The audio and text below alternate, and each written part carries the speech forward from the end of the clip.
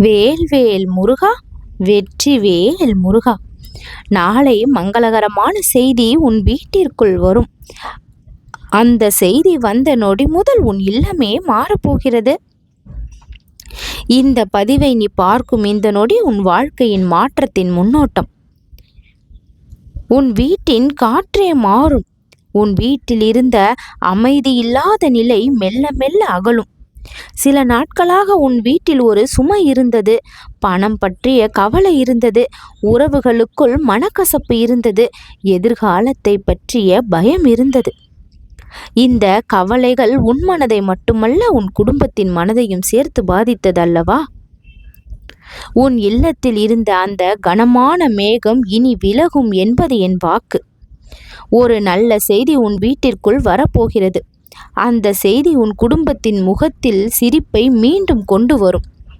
ஒரு சிறு கதை சொல்கிறேன். ஒரு குடும்பம் இருந்தது. அவர்கள் வாழ்க்கையில் எல்லாம் சரியாக இருந்தது. ஒரு நாள் சில பிரச்சனைகள் வந்தது. அந்த பிரச்சனைகள் வீட்டின் அமைதியை கெடுத்தது.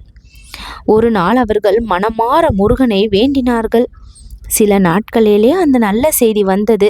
அந்த செய்தி அவர்களின் வாழ்க்கையை முழுவதும் மாற்றியது. அப்பொழுது புரிந்து கொண்டார்கள், இறைவன் தாமதிப்பான், ஆனால் தவறமாட்டான் என்று.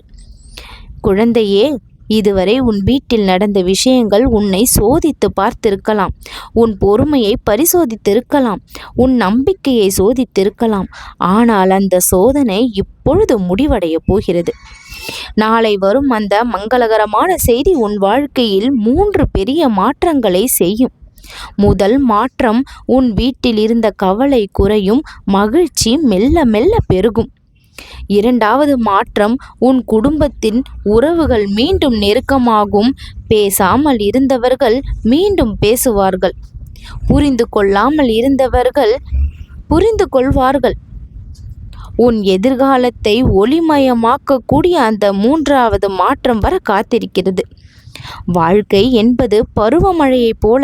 சில நாட்கள் மழை பெய்யும், சில நாட்கள் வெயில் வரும். மழை வந்ததால் வெயில் மறைந்து போகாது. அதை போலதான் கஷ்டம் வந்ததால் நல்ல காலம் மறைந்து போகாது. நாளை வரும் செய்தி உன் வீட்டில் ஒரு புதிய தொடக்கத்தை உருவாக்கும். அந்த செய்தி உன் குடும்பத்தில் நம்பிக்கையை மீண்டும் கொண்டு வரும். அந்த நேரத்தில் நீ மனமாற சொல்ல போகிறாய், முருகா, எங்கள் வீட்டில் நல்ல நேரம் இன்று ஆரம்பமானது. நம்பிக்கையோடு கமெண்டில் எழுது, முருகா, என் இல்லம் மகிழ்ச்சியால் நிரம்பட்டும். முருகனருள் சேர்ந்து உன் இல்லத்தில் நுழைந்து மங்களகரமான நிகழ்வுகளை கொண்டு வரும் என்பது சத்தியம்.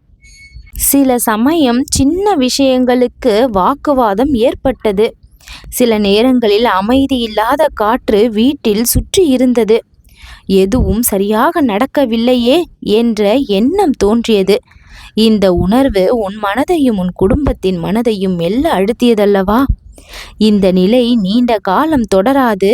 மங்களகரமான செய்தி உன் இல்லத்தின் காற்றை இப்பொழுது மாற்றும்.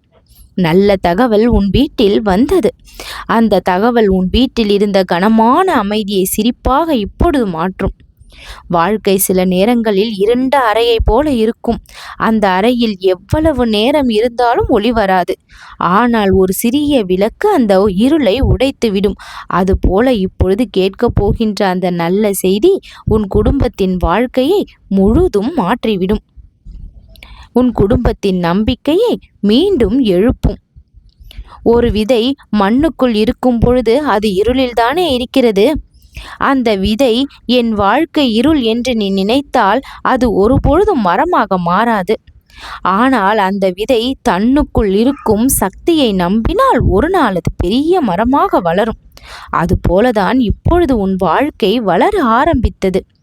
உன் இல்லத்தில் 4 பெரிய மாற்றங்களை நான் உருவாக்கினேன். மன அழுத்தத்தை குறைத்திருக்கிறேன். புதிய வாய்ப்பை திறந்திருக்கிறேன். பயத்தை விலக்கி இருக்கிறேன். நம்பிக்கையை பிறக்க வைத்திருக்கிறேன். வாழ்க்கை ஒரு ஆற்றை போல. சில இடங்களில் அது கற்களை மோதும். சில இடங்களில் அது அமைதியாக ஓடும். ஆனால் அந்த ஆறு ஒருபொழுதும் நிற்காது. அதுபோலதான் உன் வாழ்க்கையும் நிறுத்தப்படவில்லை. புதிய பாதைக்கு செல்ல தயாராகிவிட்டது. சந்தோஷத்தின் விதையை முளைக்க செய்து விட்டது. அந்த விதை மெல்ல மெல்ல வளர்ந்து உன் வீட்டை மகிழ்ச்சியின் தோட்டமாக மாற்றும். இந்த நேரத்தில் மனமாற சொல்லப் போகிறாய், என் வீட்டின் இருள் இன்று ஒளியாக மாறிவிட்டது. என் இல்லத்தில் மங்கள நிகழ்வு நடந்தது. மகிழ்ச்சி நிறைந்த இல்லமாக என் இல்லம் மாறியது. நன்றி முருகா என்று. வெற்றி நிச்சயம்.